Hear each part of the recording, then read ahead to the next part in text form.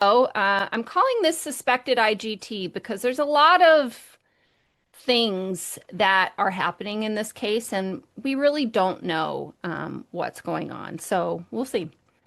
Um, all right, so the history. Mom is 35. She's a G1, P1. She was diagnosed with PCOS 10 years ago. She was also 100 pounds heavier 10 years ago when she was diagnosed with PCOS. So she had irregular periods. She had some acne. She had a lot of weight. So she went on a weight loss journey. Her periods got regular. They put her on metformin. And she was also on Armour thyroid at one point, but now she's on levothyroxine. This was all before she got pregnant. So she was able to get pregnant without any real fertility treatment apart from these hormone regulating medications. Um, because of her hormone instability, the provider had her on progesterone until 30 weeks, which I'm realizing now I didn't include in the notes, but I'll try to come back to that. She told me probably on visit number 3 that she had excessive weight loss at birth and was transfused with iron. She did not get blood, but she was given iron. So she had a vaginal delivery um, at 41 and 6 weeks. The baby was 8 pounds, 4 ounces at birth. The baby went skin to skin right after delivery, and she said he nursed okay at first, but then every other latch during the hospital stay was painful. She said that she felt like every lactation consultant told her something different and that they kind of implied that pain was a good thing, but that's not true. Um, I look like I'm frozen, but can you hear me? Yes, okay. All right. So the baby had lots of stool on day of life 1, and the baby was circumcised on day of life 2 shortly before going home. I don't know how many hours actually old the kid was when he got circumcised, but it was sometime in that second day of life he got circumcised. All right, any questions so far? Okay. All right, so visit number 1, the baby was just over 48 hours. Um, he weighed 34, 35 grams, so he was down 8%. And his last stool was on day 1, which, if you've heard me teach before, if we have a lot of stools on day 1, we probably aren't going to have much on day 2 because there's only so much meconium. And the volume that they're taking in is pretty small.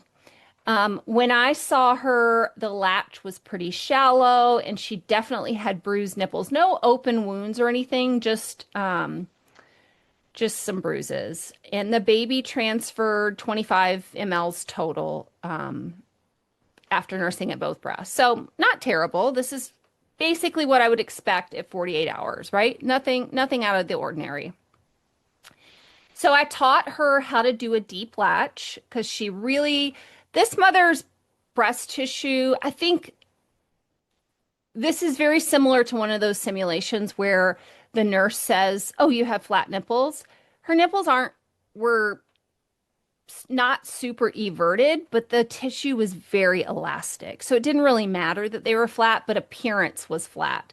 So she really just needed to sandwich the breast and get the baby really on deeply. So I taught her how to do that. I told her that she needs to feed the baby every 3 hours, to do breast compression to facilitate milk transfer. Let me just stop my video for 1 second and turn it back on and see if that fixes it. Okay, that looks better. All right, breast compression, stimulate, keep the baby active. This is a 48-hour-old baby. This is exactly what I expect. And then watch out for her milk coming in. I expected it to be within the next 24 hours, and then I was going to follow up in 24 hours. So all this sounds pretty normal, right? Like nothing out of the ordinary. So then I come back the next day, basically 24 hours later, and the baby had gained 10 grams since the last visit. That's a great sign because we don't expect babies to start gaining until the milk comes in. The milk had come in overnight and the baby transferred 45. So that was 20 more than the baby transferred yesterday. So that was really great. However, the mom told me she continued to have a lot of trouble latching. And I said, well, then let's try the nipple shield. I really would have felt bad if I had just jumped to the nipple shield day one. I really wanted to teach her how to get the latch, but it just wasn't successful. So we tried the nipple shield and she was like, oh my gosh, this is so much better. No pain, baby's latching. We could see lots of milk in the nipple shield. So I was happy. She was happy.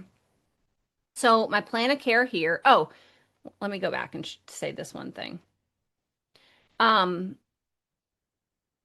the baby has still not stooled since day one here. So day three, there's no stool. All right. So my plan of care was to just latch using the nipple shield, both breasts at least every 3 hours, breast compression, stimulate, watch for diaper output because we want on day three, we would at least have 3 wets and 3 poopy diapers. And then I said I would follow up in 48 hours. All right. So then 2 days later, I came back and the baby was up to 3470. So he had gained 25 grams. So that's great. I mean, it's a little low. We would expect him to gain half an ounce to an ounce. So this is just under half an ounce per day, but still not terrible. He transferred 40 at the breast, which is pretty good for day 5. I'm happy with that. He still hasn't stooled though. So now I'm like, I don't know. The weight gain is a little on the slow side. Oh, you know what I didn't include here is that she has a pediatrician that was really upset about the weight, and the mom was feeling very pressured. So I said, why don't we talk about doing a little bit of donor milk to see if we can get the weight up and get the stools going so that we can sort of get the pediatrician off your back. So she was really opposed to giving bottles. So I taught dad how to finger feed using just a syringe and a tube. And he fed the baby 20 mils of donor milk because he had taken 40 mils. So that was a total of 60. And they were comfortable doing that for every feeding. So the plan was to finger feed 30 to 45 mLs after every breastfeeding. If she needed to skip one feeding, like to just sleep overnight, one feeding, I told dad to go ahead and give the baby up to 60 mLs for that one feeding if mom needs to take a break for one.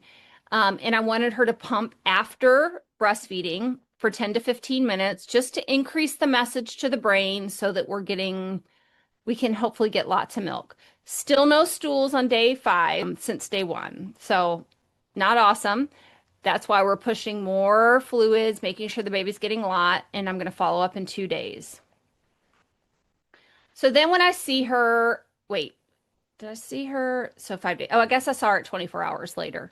So 24 hours later, the baby had gained almost an ounce. So that was really great. I was happy with that. This baby didn't breastfeed great for me at this feeding, but he had been taking at least 30 mils at every feeding on day 5 to 6. So that's great. And her pump output is 25 to 30 after breastfeeding. So all those things look like they're moving in the right direction, except for the fact that there's still no poopy diapers. So I encouraged her to increase the supplement amount a little bit more from 30 to 45 to 45 to 60 after every breastfeeding to continue to pump, watch for diaper output, and I referred her to a breastfeeding medicine physician because I am not clear at this point if it's a mom issue or a baby issue. So if it's a mom issue, I'm attacking it by lots of stimulation with the baby at the breast and the using the pump in addition to make sure we're getting plenty of stimulation. But if it's a baby issue, we want to make sure that we're giving him as much milk as possible. His oral anatomy is really good. Oh, I didn't put this in here. I forgot to. She did take him for craniosacral therapy, I think between visits 2 and 3. But he does not have any oral restrictions. He's just, I think he's just underfed. So it seems more like a mom issue than a baby issue to me, but I still felt like it was a good idea to refer to a breastfeeding medicine physician, somebody who's going to look at both parts of the dyad and the dyad as a whole to see where the concern is. And also with her history with the PCOS already being on metformin, the thyroid, the blood loss, I just felt like we needed a look at what was going on the inside. So the breastfeeding medicine physician told her that she suspected IGT. She did labs for thyroid, hemoglobin, hematocrit, and also iron, which I forgot to put on here. She told her that we're going to continue with the metformin and the levothyroxine at the current dose for 2 more weeks, and then she was going to recheck her labs.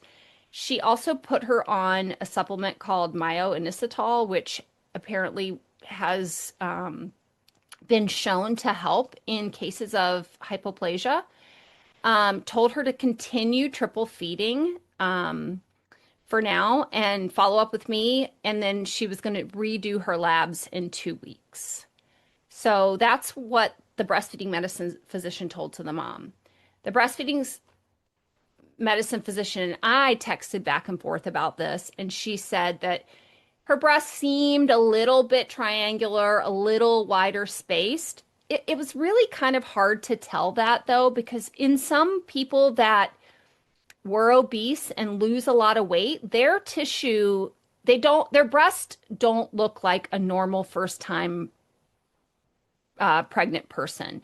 They're more pendulous, they're more kind of saggy, there's extra tissue. So if you ever see that in a first time mom, the first thing that you should think is, has there been significant weight loss here? So that's really primarily what I noticed, was that they seem pretty pendulous more than triangular and wide space. But that's why we got a second opinion, because she's the doctor and I think she knows more than me. She also told me that obesity in puberty is linked to IGT. So I asked her more about that. I said, did you ask her that specifically? And she said that when she is working with patients that have the symptoms that she described, the PCOS, and the medications that she's on, and the other symptoms of the sort of triangular wide space breast, she will ask a mom, were you on the heavier side during obesity or during puberty? And if they say yes, she kind of like links it all together. And I have some research to show you guys that is actually supporting this. So it's pretty interesting. This is where I forgot to put it, but the breastfeeding medicine physician also told me that there's some newer ideas coming out, or research, that taking progesterone in pregnancy can affect breast development as well. So it's pretty interesting. So she took it for much longer than what we would expect. Normally, you really would only, if you're taking exogenous progesterone during pregnancy, you really only take it till about 12 weeks and then you stop because your placenta takes over. And most of the time people don't need it because the placenta has enough progesterone to sustain the pregnancy. So I don't really understand or know why she took it for so long. The breastfeeding medicine physician said she wasn't super worried about the stools because the baby is taking in enough with the supplement and gaining, even though it's kind of slow. I was still worried about the stools. I probably texted her every day asking about stools, which she was sick of hearing. But yeah, I was still worried about the stools. All right. So visit 5. The baby's now 9 days old. He gained a lot because they've been supplementing a lot. So he's almost a birth weight. He did have one extra large stool yesterday that was bright yellow. They said that he blew out the diaper, and then as they were changing it, he did it again. So they were happy about that. He's been taking at least 60 with every finger feed, and the mom's pump output is going up slowly. My plan of care here. Oh, did I not put a plan of care there? Oh, this actually, sorry, this one was just a weight check, but that I went there for that weight check, and that's the info I got. The next actual visit was 3 days later, and he had increased almost 6 ounces in 3 days. So that was really great because of all the supplement. He transferred 25 mLs at the breast today. The last stool was that extra large one on day of life 8. So we just sort of continued the plan. Oh no, that's sorry. This is when we said seems like the baby's weight is going up. The doctor is not worried about the poops at this point. He's taking enough with the supplement and your milk supply is going up. So let's try exclusive breastfeeding for 2 or 3 days and see how it goes. And I explained to the mom, we have a wait today and I'm going to come back 3 days later or 2 days later, depending on how you want to do it. And we'll see, because I will tell you exactly how much he should be on that day. And if he's not there, then we'll know that he's not ready to be exclusively breastfed yet. So she trialed it, exclusive breastfeeding on demand. I said it's always okay to supplement him if he's inconsolable or if you notice a decrease in urine output. In any other patient, I would say if you see a decrease in stool output, but this kid doesn't really stool very much, which we have 2 physicians watching over it. So, and then I was going to follow up in 3 days. So when I saw her in 3 days, the baby actually had lost weight, 25 grams, so just a little bit under an ounce. He didn't really transfer a whole lot for me at this visit because he was very sleepy. He did have a stool 2 days ago, which was great. And they did supplement him 2 times each day during the trial, but this tells me that he's not ready to exclusive breastfeed. Mom did have some wins that I didn't capture here, though. She said she felt way more connected to the baby, not having to do all these different things. She felt like she and him had finally bonded because she was able to just skin to skin and breastfeed for 3 days straight. And she said that they really got into a rhythm of like nursing and co-sleeping. So she was very happy with that. But she was also realistic about the weight loss and realized that we need to continue to supplement. So the plan of care from this visit was to resume supplementing 2 ounces during every daytime feed because the nighttime they're doing okay. I think if she breastfeeds or breastfeeds first and then supplements during the daytime feeds, he's going to get enough. And then I had told her to pump 2 times a day if she can manage. If she's breastfeeding on demand and bottle feed, it's a lot. And it really seems like it's definitely a mom issue at this point. So if she's putting the baby to the breast 8 to 10 times a day, that's a lot of stimulation. Is adding more pumping going to make a difference? She's getting donor milk to supplement the baby. So it didn't really seem like she needed to pump 8 times a day because there's some hormonal blocker here, in my opinion, in the provider's opinion, that's preventing her from making adequate milk yet. So I saw her again a week later, and he had gained 80 grams since the last visit, so that was great. He transferred 40 mLs at the breast, and he had had a stool a few days ago. So he's doing better. Continued to all of this supplementation they've been doing doing finger feeding, but dad went back to work, so mom's like, okay, I'm ready to learn bottle feeding. So I taught her how to pace bottle feed him. His calculations based on his weight is that he needs 60 to 71 mils 8 times a day. So I said, why don't you do 60 to 75 6 times a day, and then breastfeed on demand throughout the night and at the 2 times a day pumping. And that should meet his needs. And then I'm going to follow up with her in 1 week. She is going to go back to the provider in 1 week as well to get the labs done again. So remember the breastfeeding medicine physician wanted to do the labs at 2 weeks and then again at 4 weeks.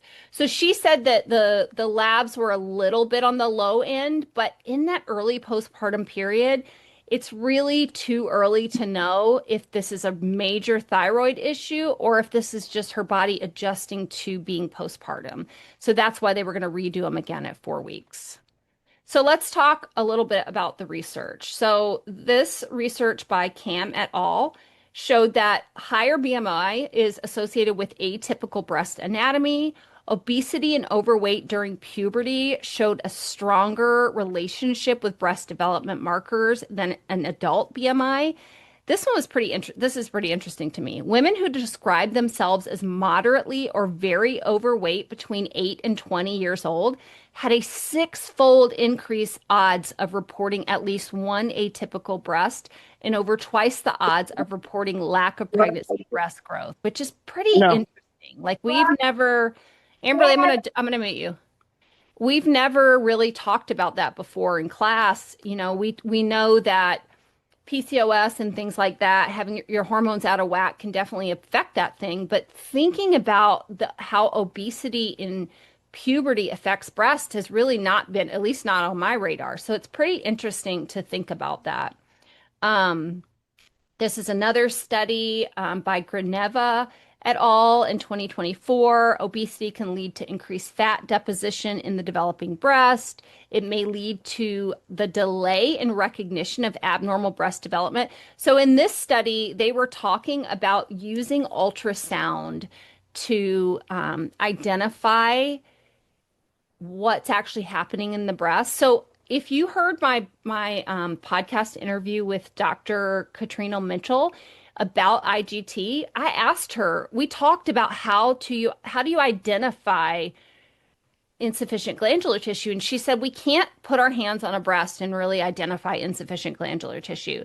And she said really even with like a mammography, we really can't. But this study, I asked that breastfeeding medicine physician that I referred her to about that, and she said this study shows something different where they're using ultrasound. Now, in this study, they're looking at adolescents. So they were using ultrasound in adolescents to distinguish if the breast tissue that they were seeing was primarily fat, because like it says here that in obesity in puberty can lead to increased fat deposition in the breast, where it looks like these breasts are developing, but there's really not glandular tissue there. So in this study, they were using ultrasound to determine if it was actually glandular tissue developing or fat, which is pretty fascinating. And then another study here by Cam et al. In 2021 talks more about high fat diets during those critical development windows can really affect mammary gland structure. So these papers are pretty interesting. I will put them in the chat if you guys want to read them yourselves. I think it's pretty interesting, and I definitely learned so much taking care of this patient because I did not know that. I really didn't know that. We always think with insufficient glandular tissue, we can only maximize what we've got there. So she probably has to supplement. The provider that I referred her to, though, implied that we may be able to grow more breast tissue. She told her, the unfortunate thing is when somebody comes to me with the symptoms that you described, the first thing I would do is put them on metformin. But since you're on metformin already, we can't do that. So I asked her, can you tweak the dose of metformin? Like we would tweak the dose of levothyroxine to improve the outcomes. And she said, yeah, they may do that, but it's too soon to do it yet. So really in this first 4 weeks, it's about making sure the baby's getting enough, making sure we're protecting that message to the brain without overdoing it with the mom, and kind of supporting her nutritionally with that myo-inositol, and she's on the thyroid and the current metformin dose. We'll see if they change it when she goes back. So the next steps is that she's going to have labs with the breastfeeding medicine physician at 4 weeks and check in again with me at 4 weeks, and then ongoing as much as she needs. So yeah, I mean, I definitely learned so much from this case. I really had no idea that obesity in puberty could affect breast development that much. So it's pretty interesting. Anybody have any thoughts or questions about this? I'm going to put the papers in the chat if you guys want to read them. Annie. Oh, yeah, that was amazing and really interesting. So first of all, thank you for capturing such great detail. Yeah, of course. Did she have any surgery to lose that weight initially? Great question. No, she didn't. She just lost, and it was prior to GLP-1s. So she just lost it with diet. Okay, okay. And then is that I was wondering, I remember that progesterone is stored in adipose tissue. And I was Hmm. wondering if she's had all that extra progesterone, Hmm. is it possible, and this is a very unscientific question, but is it possible she just has too much and it's storing and it's almost putting her body into this kind of semi-pregnancy state as though she still had a bit of retained placenta? That is a great question, Annie. I don't know the answer to that. I'm going to look it up and see if I can find some research that talks about that. That's a really great question. Okay, thank Yeah. you. Yeah, of course. There was another thing that I'd seen about obesity in adolescence, and Hmm. I don't know, I don't have my fingertips on the research, but it was Hmm. around it's associated obesity and adolescence while the mammary glands are forming is Hmm. associated with fewer myoepithelial cells Hmm. and milk ducts Yeah. as well. So um, yeah, that sort of mirrors what you'd been reading. And then Hmm. my question, unrelated, is any jaundice on this baby if she's not pooping? Yeah. If he's Great question. Great question. You know what? I told her we would be so worried about your baby. He would be bright yellow right now if he had not pooped it all out on day one. Fortunately, he got it all out on day one and we had no jaundice. That was the one blessing in this whole Oh, case. that's great. So once the bilirubin's kind of excreted on day one, Hmm. that doesn't become a risk anymore. There is no buildup Not after that. really. No. I Oh, mean, the interesting. remember the primary reason is because the baby, well, think about it like this. Their immature liver has to break down all the circulating extra red blood cells. The way they excrete it is through stool. So if he's just pooping everything out on day one and there's no broken down red blood cells sitting in his gut that can be reabsorbed into the bloodstream, that risk is really low. Yeah, he was not yellow in the least. Well, that's great. So when he And I've finally started stooling, it was bright yellow. Yeah. Wow. That's Hmm. great. Wow. Yeah. By Yeah. the way, he is in such great hands with you. I'm so glad he's with you. Um, Thank I you. wanted to ask though, why is the baby, or maybe he is the baby being obsessed for any kind of bowel obstruction? It just seems so odd to Yeah. poop twice in 12 days. Yeah. It really made me nervous. So I didn't talk much about her pediatrician. She is she really wanted to go to like a natural pediatrician, but she just went to the one that was assigned to her from the hospital at discharge and was like got kind of whiplash from the first visit because the provider was not happy about the weight loss. I had sent my notes to say I'm working with her, we're doing this, things are improving, and the pediatrician was not amused at all. So when she's like, I want you to come back in 48 hours, the mom was like, I said, it's okay. That's we're going to supplement, we're going to do this, I'm going to get you back on track. So the pediatrician was aware of the not stooling. She was more concerned about the weight. But the breastfeeding medicine physician assessed the baby completely and wasn't worried. I was worried, but wasn't worried. Pretty interesting. I don't know. Carrie. When you talked about the progesterone supplementation with the MF or the breastfeeding medicine doctor, Yeah. did you say there was any kind of difference between someone who takes it like in pill form versus like vaginally? So I work at a high risk center, and a lot of Hmm. our moms have cervical insufficiency, so they're on these progesterone like Right. creams that they put vaginally Yeah. until up to like 34 weeks. Hmm. So I was just wondering if there was any kind of difference between saying taking it PO versus taking it like transvaginally. Uh, we didn't talk about that. I asked the mom how she took it, and it was suppository. Hmm. But let me look at the research and see if I can find anything. And if I do, I'll add like a little addendum to this video to tell you guys what I found. Okay, thank you. Yeah. Diana. Um, Very interesting. So the thing about metformin, Hmm. um, so I actually discussed this with a breastfeeding medicine physician for myself. Hmm. For those of you who don't know me, I have like IGT type thing. But she had said, now this is a year ago. So I don't know if things have changed since then, but she would just expect kind of marginal improvements. And I think I don't know if that has changed, but if not, I think it's really important to make that super clear for any of the interventions that you might be doing in addition to that other thing she's taking, go through whatever. So people can decide if it's worth it to them to do something like that.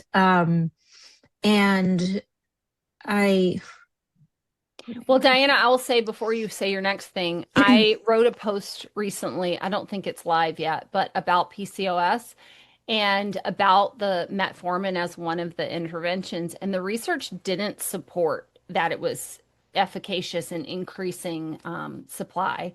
So maybe there's just not a lot of studies about it. Maybe it's really more anecdotal that breastfeeding medicine physicians are using it, or at least the ones that I have seen. And nobody would put a mom on goat-through and metformin at the same time because they work very similar. It would be one or the other.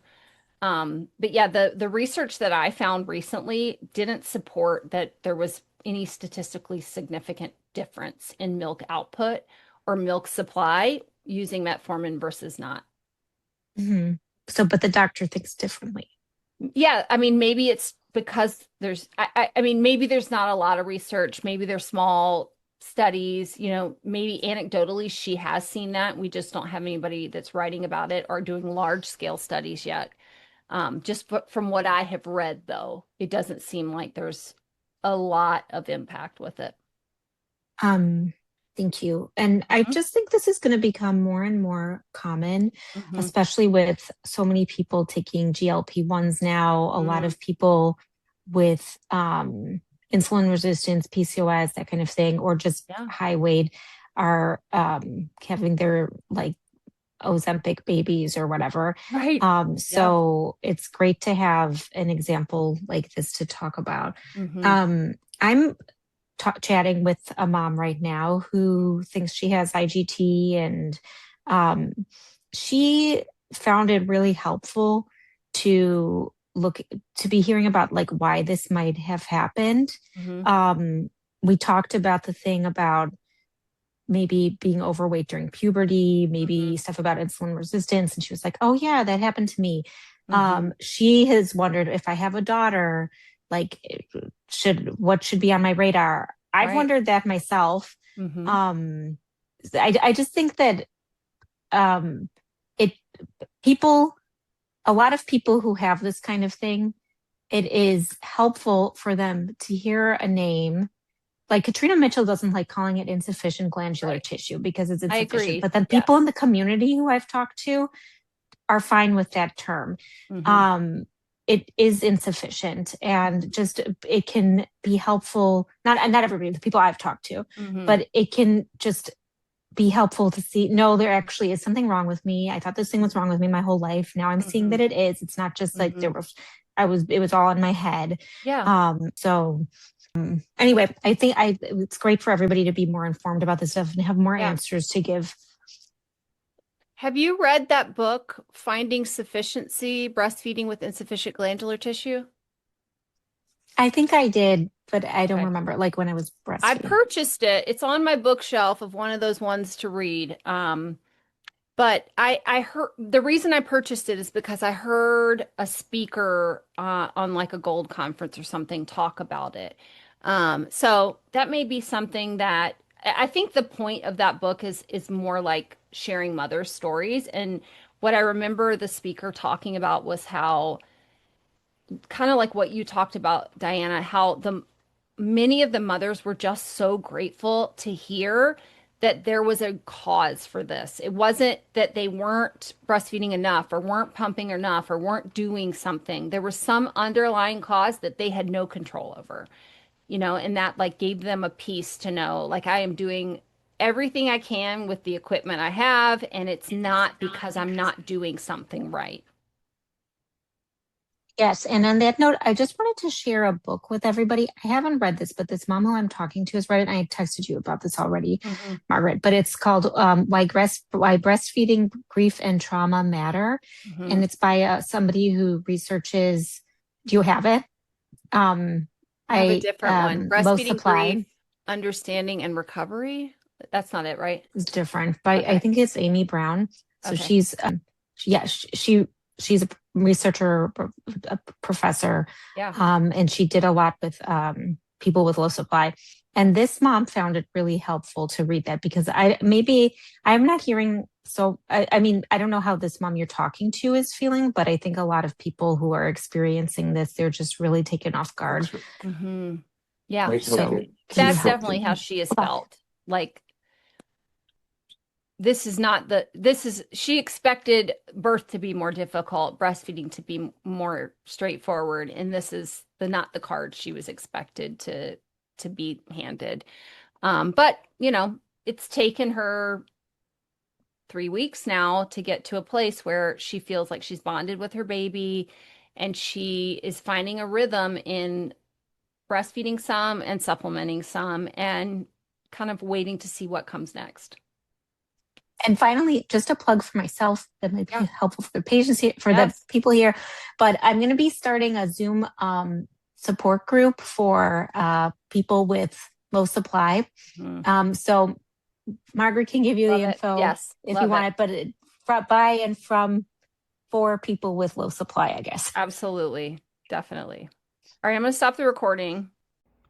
One of the questions that came up during the presentation of this case was whether or not we know if progesterone being sequestered in adipose tissue in obese women would keep the circulating progesterone level too high, which would impact milk production as if there was retained placenta.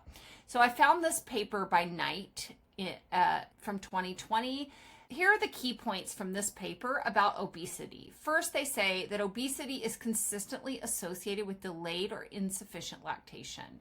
The paper outlines evidence that obesity negatively affects both the initiation and the duration of breastfeeding. Second, the endocrine hypothesis, that there's progesterone and estrogen in adipose tissue. The author proposes an endocrine explanation centered on progesterone sequestering and estrogen production. Normally, stage 2 of lactogenesis begins when progesterone levels fall after birth. If progesterone remains elevated, the milk coming in is delayed. In previous studies, progesterone levels at 48 hours and 7 days postpartum were similar in obese and non-obese women, but the timing of the fall may have been delayed in the obese group. Importantly, the paper notes evidence of enhanced progesterone clearance in obesity through sequestering in adipose tissue. While this may not affect serum levels, locally sequestered progesterone in the mammary fat pad may exhibit an inhibitory effect on lactogenesis. They also look at estrogen production in mammary fat. Adipose tissue is a major site of estrogen biosynthesis. Estrogens are inhibitory to milk secretion. Therefore, local estrogen production within the mammary fat pad in obese women may suppress milk secretion. This mechanism has not been directly tested in lactating women, but it's biologically plausible given evidence from multiple animal models.